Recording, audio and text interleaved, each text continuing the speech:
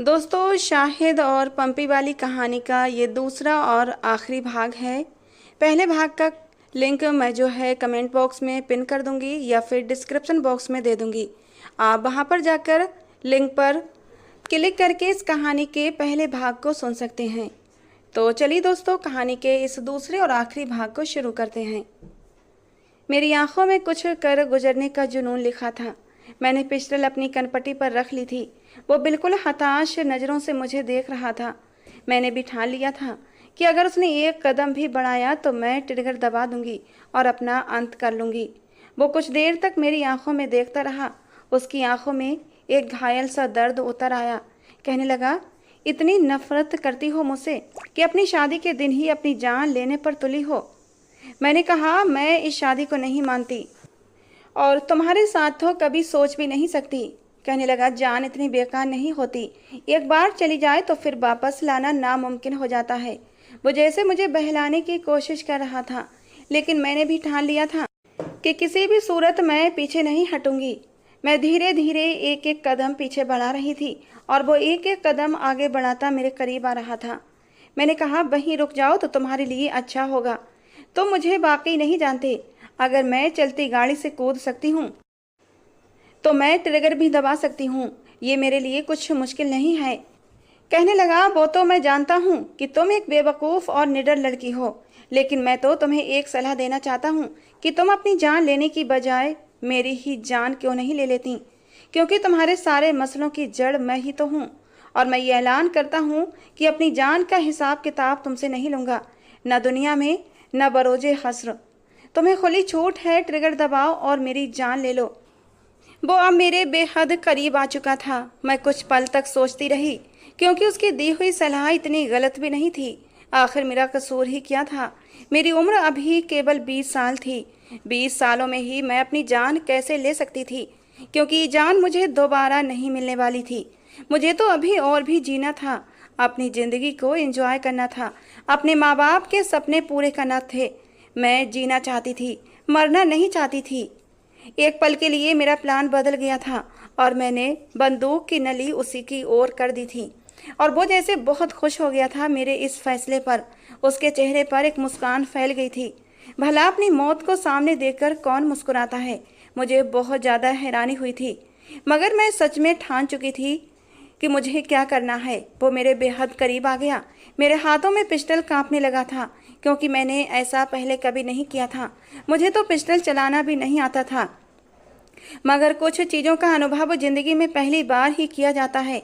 और मैं सोच चुकी थी कि अगर वो जरा सा भी मेरे करीब आया तो मैं गोली चला दूंगी। मैंने कहा, दूर रहो मुझसे। क्या तुम्हें डर नहीं लगता मौत से?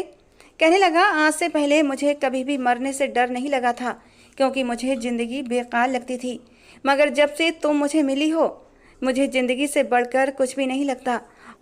और इसी ज़िंदगी में तुम्हें शामिल करना चाहता हूँ और इसे और भी अधिक कीमती बनाना चाहता हूँ। भला मौत से क्यों नहीं डरूंगा, मगर तुम्हें इजाज़त है कि तुम मुझसे मेरी सबसे कीमती चीज़ ले सकती हो, मेरी ज़िंदगी। ये कहने के साथ ही उसने अपना हाथ मजबूती से पिस्टल पकड़े मेरे हाथ पर रखा और पिस्टल की नली ठीक अपने दिल के स्थान पर रख ली थी। अपनी आंखें मेरी आंखों में गाड़ कर बोला, तुम्हारे पास दो ही रास्ते हैं। पहला, ये पिस्टल फेंक दो और ख़ुद को मेरे हवाले कर दो। तुम्हें इतना प्यार दूंगा कि तुम्हें ज़िंदगी से मोहब्बत हो जाएगी और ज़िंदगी खूबसूरत लगने लगेगी। और दूसरा रास्ता थोड़ा कठिन है, तो मेरे दिल की जगह पर गोली चला दो और मुझे हमेशा हमेशा के लिए खो दो। मुझसे तो तुम्हारी जान छूट जाएगी, मगर ज़िंदगी तुम पर बहुत ज़्यादा तंग हो जाएगी, क्योंकि तुम्हें जेल भी हो सकती है। मैं कोई आम इंसान नहीं हूँ जिसे मारकर तुम कहीं भी फरार हो जाओगी। तुम्हें अपनी ज़िंदगी बदनाम लगने लगेगी और तुम पल पल तड़पोगी। फैसला तुम्हारे हाथ में है कि तुम्हें क्या करना है। मैंने कहा, पहली शर्त तो मैं किसी कीमत पर भी नहीं मानूंगी। मैं किसी सूरत भी अपने आप को तुम्हारे हवाले नहीं कर सकती, क्योंकि मैं तुमसे बहुत नफरत करती हूँ, बहुत ज़्यादा। और तुम्हारी होने के बाद मैं अपने आप से भी नफरत करने लगूंगी। मुझे अपने आप से भी घिन आने लगेगी। उसकी आंखों में जैसे मेरी बात सुनकर किरचियाँ सी चुभने लगी थीं। शायद उसे मेरी बात सुनकर अच्छा नहीं लगा था, मगर मुझे कोई फ़र्क नहीं पड़ता था, क्योंकि उसने मेरे साथ बुरा किया था। उसके साथ अच्छा होना भी नहीं चाहिए। कहने लगा, फिर चलाओ गोली, रोका किसने है। उसने एकदम से अपना हाथ छोड़ दिया और दोनों हाथ हवा में ऊंचे कर लिए, थोड़ा सा पीछे हटा और मुझे खुली छूट दे दी कि ले लो मेरी जान, क्योंकि मेरे जिंदा रहने की सूरत में मैं तुमसे अलग नहीं हो सकता। मैं उसकी बात सुनकर एकदम गुस्से में आ गई और मैंने बिना सोचे समझे उस पर गोली चला दी। अपनी आंखें जोर से बंद कर लीं। एकदम से मुझे लगा जैसे मैंने अपनी ज़िंदगी की कितनी बड़ी गलती कर ली है। पिस्टल मेरे हाथ से छूटकर ज़मीन पर गिर गया था और मैं भी ज़मीन पर लुढ़क कर गिर पड़ी थी। मुझे पूरा यकीन हो चुका था कि अब मैं पल पल घुट घुट कर मरने वाली हूँ। मैंने अपने दोनों हाथ चेहरे पर रखकर जोर जोर से रोना शुरू कर दिया। मेरा पूरा शरीर कांप रहा था। ये मैंने क्या कर दिया? मुझे ऐसा नहीं करना चाहिए था। अब न जाने मेरे साथ क्या होने वाला था, क्योंकि मैंने अपनी तरफ से उस पर गोली चलाई थी, मगर गोली चली नहीं थी क्योंकि पिस्टल खाली था। उसने मेरे इरादों को भांप लिया था कि मैं उस पर गोली चलाने से गुरेज नहीं करती और उसकी जान भी ले सकती हूँ। वो थोड़ी देर तक बिल्कुल साकित बेजान खड़ा रहा, जैसे उसे यकीन नहीं था कि मैं इतनी निर्दयी भी हो सकती हूँ और अपने इरादों में इतनी अटल भी हो सकती हूँ कि किसी की जान भी ले सकती हूँ।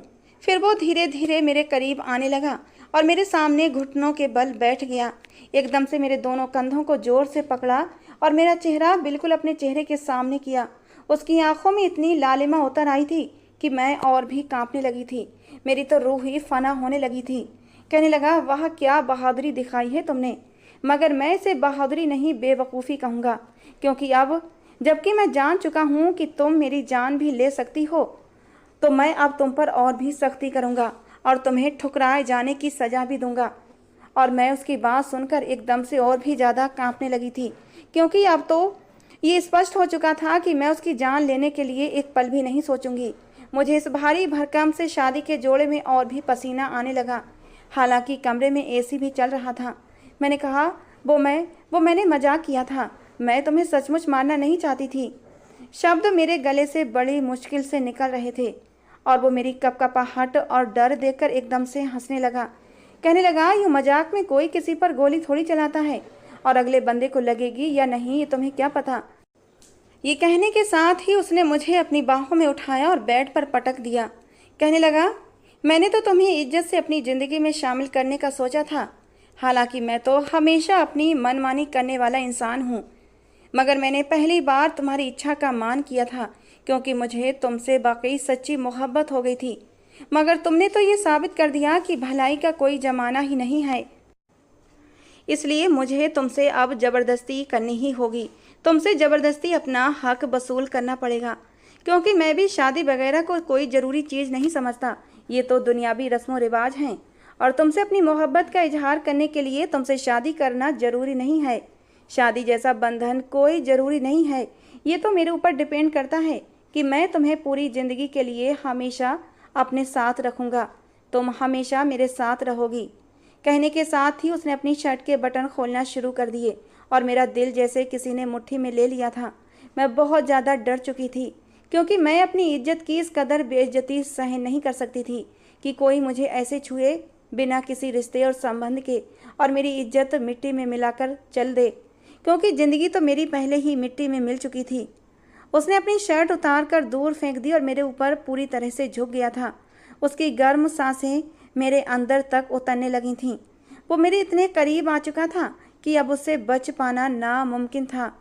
मैंने धीरे से कहा कि देखो, मेरे करीब मत आना, मैं तुमसे हाथ जोड़कर विनती करती हूँ। वो बोला कि अब समय गुजर गया है जब मैं तुम्हारी हर बात मानता था। मेरा दिमाग पूरी तरह से घूम चुका है, मुझसे अब और सब्र नहीं होगा, इसलिए चुप रहो। ये कहकर उसने मेरे दोनों बाजू अपने हाथों में मजबूती से थाम लिए। ऐसा लगा जैसे मैं किसी पिंजरे में कैद हो गई हूँ, मगर मैं किसी भी सूरत उसे अपने मकसद में कामयाब नहीं होने देना चाहती थी। मेरी इज्जत की नीलामी सिर्फ उसकी एक बदतमीजी की दूरी पर थी।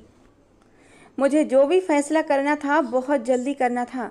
जैसे ही उसने अपना चेहरा मेरे चेहरे के करीब किया ताकि अपनी मोहब्बत की कोई मोहर लगा सके, मैंने उसे दूर झटका और कहा, एक बार मेरी बात सुन लो, फिर जो चाहे कर लेना।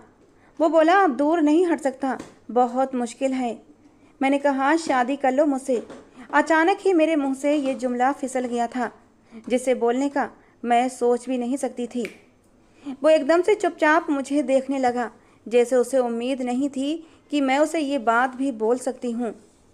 मैंने कहा, मैं सच कह रही हूँ, मुझसे शादी कर लो और हमेशा के लिए मुझे अपना बना लो, मुझे किसी रिश्ते में बांध लो, क्योंकि वैसे भी मुझे अब इस ज़िंदगी से कोई उम्मीद नहीं है, मगर मैं अपनी इज्जत को इस तरह नीलाम नहीं करवा सकती।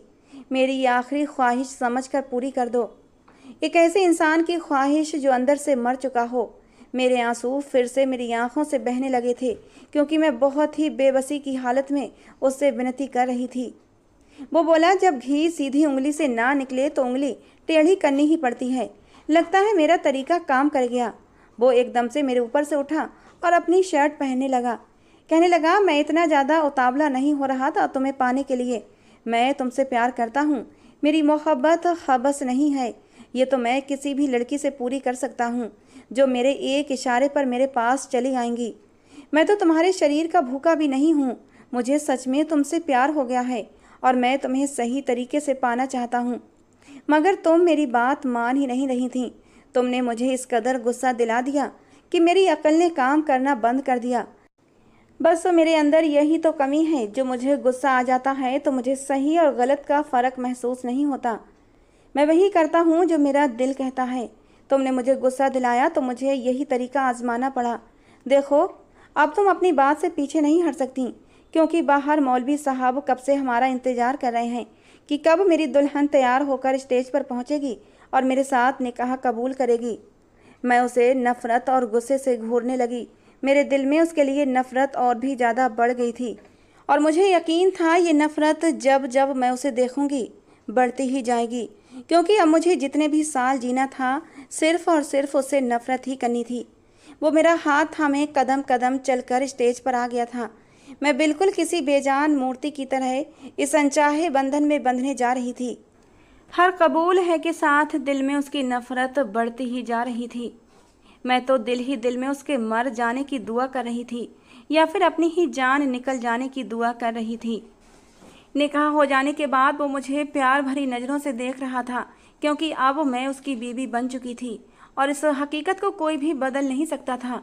वो अपने गुंडे दोस्तों को भी गले लगाकर उनसे बधाइयाँ ले रहा था, और मैं किसी पुतले की तरह उसके साथ खड़ी थी। मैंने चारों ओर नज़र दौड़ाई तो उसने शादी का पूरा इंतजाम कर रखा था। पूरा महल बिजली की बत्तियों और फूलों से सजा हुआ था। हर तरफ खुशबू फैली हुई थी, क्योंकि वो एक गुंडा, बदमाश और लुटेरा था। शायद उसने ये महल भी लूटे हुए पैसों से बनाया था। उसे हर चीज़ छीनने की आदत थी, इसलिए उसने मुझे भी मुझसे छीन लिया था। शाहिद ने जी भरकर अपने अरमान निकाले थे, क्योंकि ये शादी उसकी पसंदीदा शादी थी, मगर मुझे कुछ भी अच्छा नहीं लग रहा था। मुझे अपने माँ बाप की बहुत याद आ रही थी। मैं उनके पास जाना चाहती थी, उनके सीने में सिर छुपाकर अपनी किस्मत पर जी भरकर रोना चाहती थी, मगर शायद अब तन्हा ही सारी जिंदगी रोना मेरे नसीब में लिख दिया गया था। मगर मैंने भी ठान लिया था कि मैं अपने साथ साथ शाहिद को भी रुलाऊंगी। इस गुंडे बदमाश को भी उतना ही तड़पाऊंगी जितना इसने मुझे तड़पाया था। मैं जानती थी कि एक औरत शादी को लेकर किस हद तक सेंसिटिव हो सकती है, उसके सीने में कैसे कैसे जज्बात होते हैं इस दिन के लिए। मगर उसने मेरे सारे सपनों पर पानी फेर दिया था। मैंने भी तय कर लिया था कि उसे भी पल पल की मौत मारूंगी। शादी के बाद वो मुझे अपने कमरे में ले आया और बेड पर बिठा दिया। मैं बिल्कुल किसी कठपुतली की तरह उसके सारे हुक्म मान रही थी। उसने मेरे माथे पर अपने होंठ रखे और कहा, आज का दिन मेरी ज़िंदगी का सबसे खूबसूरत दिन है। मैं ये दिन कभी नहीं भूलूंगा और इस दिन को यादगार बनाना चाहता हूँ। मगर मुझे थोड़ी देर के लिए बाहर जाना होगा। बस मैं अभी 1 घंटे में वापस आता हूँ। मुझे उम्मीद है कि तुम मेरा इंतज़ार करोगी। मेरी नफ़रत और नज़रों की गर्मी को नज़रअंदाज करके वो मुझ पर अपना प्यार लुटाता हुआ कमरे से बाहर चला गया था, और मैं उसे अपनी ज़िंदगी से बाहर निकालने के प्लान बनाने लगी। मुझे कोई शौक़ नहीं था दुल्हन बनकर उसका इंतज़ार करने का, क्योंकि वो मेरा महबूब दूल्हा नहीं था जिसके लिए मैं इतना भारी भरकम गहने और मेकअप करके उसका इंतज़ार करती। मैंने हर चीज़ को अपने ऊपर से नोच नोच कर उतार फेंका था। फर्श पर मेरा सारा गहना बिखरा पड़ा था। मैं वॉशरूम में गई और लहंगा भी उतार फेंका और नाइट सूट पहन लिया, जो शायद उसने ही खूंटी से लटकाया हुआ था, जो कि बेहद गहरे गले का बोल्ड लिबास था। मगर मैंने फिर भी वो पहन लिया था, क्योंकि मेरे दिमाग में एक प्लान चल रहा था उसे जी भर कर तड़पाने का। अगर वो मुझसे वाकई सच्ची मोहब्बत करता था तो उसे मेरी हर बात माननी ही पड़ेगी। मैं आईने के सामने खड़ी अपनी सूरत को देख रही थी। मेरे दूधिया बाजू स्लीवलेस नाइट ड्रेस के अंदर से झलक रहे थे और मेरा गहरा गला मेरे हुस्न में और भी ज़्यादा सहर पैदा कर रहा था। मैं कुछ देर के लिए तो खुद को ही देखती रह गई थी। मेरी आंखों में टूटे हुए ख्वाबों के टुकड़े झलक रहे थे और उन्हीं टुकड़ों से मैं उसे लहूलुहान करना चाहती थी। अचानक ही कमरे के बाहर कदमों की आवाज़ सुनाई दी और मैं चौंक गई थी। यकीनन वो गुंडा अब अपना हक वसूल करने कमरे में दाखिल होने वाला था। जैसे ही कमरे का दरवाज़ा खुला, मैंने अपने बालों में उंगलियां चलानी शुरू कर दी और उन्हें समेटकर जूड़े की शक्ल में ढालने लगी। वो आहिस्ता आहिस्ता कदमों से चलता हुआ मेरी तरफ बढ़ रहा था। आसपास हर चीज़ बिखरी पड़ी थी, रास्ते में पड़ी हुई ज्वेलरी भी वो उठाता जा रहा था। मैं जानती थी कि वो मुझसे अब गुस्सा करेगा कि तुमने ज्वेलरी क्यों उतार दी और लिबास क्यों बदल लिया, और मैं यही तो चाहती थी। मैं उसे पल पल गुस्सा दिलाना चाहती थी, तड़पाना चाहती थी, ताकि वो इस कदर मुझसे तंग आ जाए कि मुझे खुद ही छोड़ दे। वो एकदम से आईने के पीछे आकर खड़ा हो गया। उसका अक्स मुझे दिखाई देने लगा तो मैंने अपनी आंखों में सारी की सारी नफरत भरकर उसे देखा। मेरा बस नहीं चल रहा था कि उसका खून कर डालूं, जिसने मेरे अरमानों का खून कर दिया था। वो मेरे बिल्कुल करीब मेरे पीछे खड़ा था और एकदम से अपनी उंगलियां मेरे बालों में चलाने लगा। फिर मदहोशी भरे शब्दों में कहने लगा, इन्हें खुला ही छोड़ दो, अच्छे लग रहे हैं। ये नाइट ड्रेस भी मैंने अपनी पसंद का ख़रीदा था और कई बार मैंने अपने ख़्यालों में तुम्हें इसे पहने देखा था, मगर तुम तो मेरे ख्यालों से भी बढ़कर खूबसूरत हो। मुझे तो अपनी किस्मत पर रश्क आ रहा है। इससे पहले कि वो मेरी दूधिया कमर पर अपनी उंगलियों से कोई शरारत करता, मैं एकदम से घायल शेरनी की तरफ उसकी तरफ मुड़ी थी और उसे जोर से पीछे को धक्का दिया था। वो एकदम से लड़खड़ाया था, मगर गिरा नहीं था। मुस्कुराकर कहने लगा, तुम तो वाकई कोई जंगली बिल्ली हो, बहुत ही खूंखार हो। तुम्हारे साथ जिंदगी बड़ी ही मस्ती में गुजरेगी, क्योंकि मुझे भी सीधी सादी लड़कियां पसंद नहीं हैं। मैंने कहा, कितनी मोहब्बत करते हो मुझसे, मेरे लिए क्या कर सकते हो? मेरे इस तरह अचानक सवाल पर वो एकदम से चौंक गया। कहने लगा, इसी मोहब्बत का इजहार तो करना चाहता हूँ तुमसे। अगर तुम मुझे इजाज़त दो तो अगर तुम इजाज़त दोगी तो मैं तुम्हें अपनी मोहब्बत जाहिर कर दूंगा। मैंने कहा, क्या मेरी इजाज़त तुम्हारी नज़र में कोई मायने रखती है? वो बोला, तुम्हारा हर हुक्म सर आँखों पर बिठाकर रखूँगा, क्योंकि अगर ज़बरदस्ती ही करनी होती तो मैं कब का कर चुका होता। वो अपनी आंखों में बेपनाह शिद्दत और मोहब्बत लिए मेरे करीब आने लगा। मैंने कहा, मेरी ख्वाहिश है कि तुम मुझसे 100 मीटर की दूरी पर रहो, बल्कि मेरा बस चले तो तुम्हें इतनी दूर भेज दूं कि सीधा तुम्हें जहन्नुम में ही पहुंचा दूं। मगर इस दुनिया में शायद ये मुमकिन नहीं है, मगर तुम्हें मेरी ख्वाहिश का एहतराम करना होगा। वो बोला, कौन सी ख्वाहिश? वो अभी मदहोश निगाहों से मुझे देख रहा था और फिर से मेरे करीब आ रहा था, जैसे कोई चुंबकीय शक्ति हो जो उसे बार बार मेरी तरफ खींच रही हो। मैंने कहा, मैंने तुम्हारी जिद के आगे हार मानकर तुमसे शादी तो कर ली है, मगर मैं भी एक इंसान हूँ, कोई कठपुतली नहीं हूँ। मैं तुम्हें तब तक अपने करीब नहीं आने दूंगी जब तक कि मेरे दिल में तुम्हारे लिए मोहब्बत पैदा नहीं हो जाती, वैसी मोहब्बत जो एक पत्नी को अपने पति से होती है, और तब तक तुम्हें इंतज़ार करना होगा। वो बोला, शर्त तो बहुत कड़ी रखी है तुमने, क्योंकि मैं तो आज ही तुम्हारे दिल में अपनी मोहब्बत का बीज बोने की ठान चुका था। ये कैसी बचकाना सी ख्वाहिश है, क्योंकि जब तक मैं तुम्हारे करीब नहीं आऊँगा, तुमसे अपनी मोहब्बत का इजहार नहीं करूँगा, तुम्हारे दिल में मेरी मोहब्बत कैसे दाखिल होगी भला? वो मेरी आवारा लट को अपनी उंगली पर लपेटने लगा। मैंने कहा, फिर कर लो अपनी मनमानी, कर लो ज़बरदस्ती मेरे साथ, मगर ये भी याद रखना कि ऐसा करके तुम कभी भी मुझे पा नहीं सकोगे। मेरा जिस्म तो तुम्हारी मिल्कियत होगा, मगर मेरी रूह तक तुम्हारी रसाई मुमकिन नहीं होगी पूरी ज़िंदगी, और फैसला तुम्हारा है। अगर मुझसे सच्ची मोहब्बत करते हो तो मेरी राय का एहतराम करो, क्योंकि महबूब की राय का एहतराम मोहब्बत की पहली सीढ़ी है। वो बोला, कितना इंतज़ार करना होगा मुझे। उसने एकदम से एक ठंडी आह भरकर कहा था, जैसे मेरी बात सुनकर उसका दिल टूट गया हो, जैसे उसके सारे अरमानों पर पानी फिर गया हो, बिल्कुल उसी तरह जैसे उसने मेरे अरमानों पर पानी फेर दिया था। कहने लगा, मैं इंतज़ार करने को तैयार हूँ, मुझे बताओ कितना इंतज़ार करना होगा मुझे, क्योंकि तुम मुझे बहुत हल्के में ले रही हो। मैं बहुत मजबूत मर्द हूँ। मैंने कहा, जिंदगी भर तुम्हें मेरा इंतजार करना होगा। मेरा लहजा इस कदर काटता हुआ था कि शायद उसकी रीढ़ की हड्डी में सिहरन दौड़ गई होगी। मैंने कहा, मैं तुमसे नफरत करती हूँ और तुम मेरी मोहब्बत कभी पा नहीं सकोगे। शायद तुम्हें जिंदगी भर इंतजार करना पड़े। क्या तुम्हें मंजूर है? मैंने उसे चैलेंज किया था। वो मेरी बात सुनकर एकदम खिलखिलाकर हंसने लगा।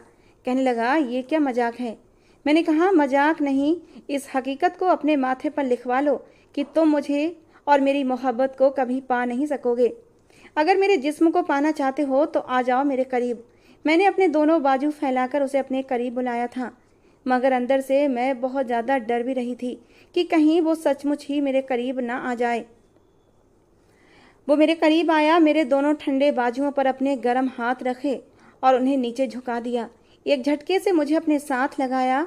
मुझे बहुत ज़्यादा घबराहट होने लगी थी। अपने होंठ मेरे कानों के बिल्कुल करीब लाया और कहने लगा, मोहब्बत इस दुनिया का सबसे ताकतवर जज्बा होता है और मैं तुमसे सच्ची मोहब्बत करता हूँ, बिल्कुल पवित्र। अब देखते हैं कि मेरी सच्ची मोहब्बत बाजी ले जाती है या फिर तुम्हारी ये झूठी नफरत, क्योंकि शायद मैंने तुम्हारी रजामंदी के बगैर तुम्हें अपनाकर तुम्हारी अना को ठेस पहुंचाई है। मगर मैं तुमसे वादा करता हूँ कि बहुत जल्द तुम्हारे दिल में और तुम्हारे सारे वजूद में अपनी मोहब्बत सरायत कर लूँगा, क्योंकि मेरी मोहब्बत और मेरी चार्म से कोई बच नहीं सकता।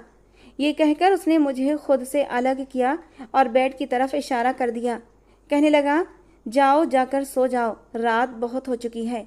मैं दूसरे कमरे में जा रहा हूँ, क्योंकि इस कमरे में तुम्हारे साथ रहूँगा तो शायद मेरी मोहब्बत मुझे चैन न लेने दे और मेरी मोहब्बत मुझसे तुमसे इजहार मोहब्बत करने की ख्वाहिश करेगी।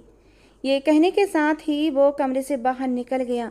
मैं बिल्कुल हैरान सी होकर रह गई थी, क्योंकि मुझे वाकई उम्मीद नहीं थी कि उसके जैसा गुंडा बदमाश इतने शिष्टाचार भी रखता होगा, जिसे हर चीज़ लूटनी आती हो, वो भला दूसरे के जज्बातों की कैसे परवाह करेगा। मैंने दिल ही दिल में खुदा का शुक्र अदा किया और फिर सो गई, ये सोचते सोचते कि मेरी नफ़रत उसकी मोहब्बत से ज़्यादा ताकतवर है, जो उसे जलाकर राख कर देगी। मगर मैं ये नहीं जानती थी कि शायद वो नहीं जो नज़र आता है।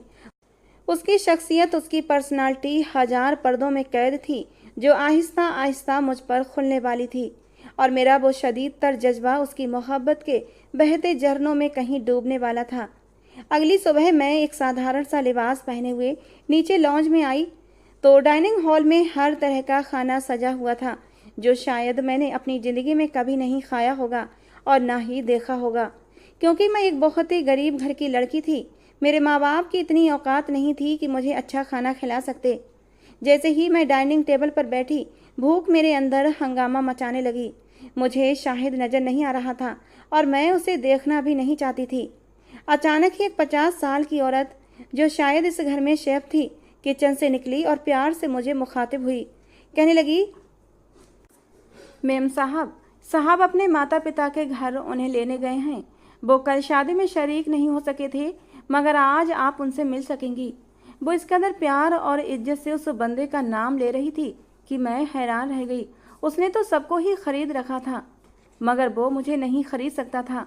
मैंने गुस्से से कहा, मुझे उसका इंतज़ार नहीं करना, मुझे अभी खाना खाना है, भूख लगी है मुझे। वो औरत कहने लगी, क्यों नहीं, आप खाना शुरू करें। जैसे ही मैंने डोंगे का ढक्कन उठाया, लॉन्ज के अंदर एकदम से शोर शराबा सा उठा था, जैसे वो आ गया हो। मैं एकदम से सतर्क हो गई। शाहिद के साथ एक औरत और एक अधेड़ उम्र का आदमी भी था, जो शायद उसका बाप था। मेरा चम्मच प्लेट में गिर गया था, क्योंकि ये चेहरा मैंने पहले भी देख रखा था। मैं बिल्कुल सन्न रह गई थी। मुझे लगा शायद ये कोई मजाक हो रहा है। भला शाहिद का इस आदमी से क्या संबंध? इस जैसा गुंडा बदमाश इस आदमी के साथ लॉन्ज में क्यों आ रहा है? मैं एकदम से अपनी कुर्सी से खड़ी हो गई थी, क्योंकि मैं हमेशा उस आदमी को टीवी पर देखा करती थी। आज पहली बार उसका सामना हुआ था तो मेरे पसीने छूट रहे थे। शाहिद मेरे करीब आया, अपना हाथ मेरे हाथों में डाला और मेरा परिचय उससे करवाने लगा। कहने लगा, ये मेरी बीवी है पम्मी, जिससे मुझे पहली नज़र का ही इश्क हो गया था और मैं हर हाल में हर कीमत पर इसे हासिल करना चाहता था। मगर आप दोनों की अहंकार के कारण मुझे इसके साथ ज़बरदस्ती करनी पड़ी, क्योंकि अगर आप दोनों राजी हो जाते तो मैं इसे पूरे सम्मान से अपनी बीवी बनाता और इसके दिल में शायद मेरे लिए वो नफ़रत भी ना होती जो अब है। मैं तो उसकी बातें सुनकर हैरान रह गई थी। वो भला इन दोनों को सफाइयाँ क्यों दे रहा था? वो उसके कौन लगते थे? अचानक ही वो औरत जिसने बनारसी साड़ी पहन रखी थी और बहुत ही कीमती जेवर भी पहन रखे थे, मेरे करीब आई और मुझे गले से लगा लिया, मेरे माथे पर प्यार किया और कहने लगी, अरे वाह, मेरी बहू तो बिल्कुल चांद का टुकड़ा है। शाहिद, तुमने मुझे पहले क्यों नहीं बताया कि तुमने इतनी खूबसूरत लड़की अपने लिए ढूंढी है? अगर मुझे पता होता तो तुम्हारे डैड को मैं खुद ही राजी कर लेती और तुम्हें अकेले ख्वार न होना पड़ता। और मेरी जान तो जैसे मेरे शरीर से निकल गई थी। मैं सोच भी नहीं सकती थी कि शाहिद इस आदमी का बेटा है जिसे मैं गुंडा और बदमाश समझी थी। वो तो इस शहर के एमएलए का बेटा था। मैं बार बार अपने माथे से आया पसीना साफ कर रही थी। मुझे समझ नहीं आ रहा था कि क्या बोलूं। उसने मुझे कुछ बोलने के काबिल ही कहाँ छोड़ा था। वो आदमी जो शाहिद का बाप था और इस शहर का एमएलए था, मेरे करीब आया और मेरे सिर पर हाथ रखकर कहने लगा, बेटा, मुझे अपने बेटे से ज़्यादा प्यारा इस दुनिया में और कोई भी नहीं है। मैं उसकी शादी कहीं और करना चाहता था, अपने जैसे लोगों में, मगर उसकी जिद के आगे मुझे झुकना ही पड़ा।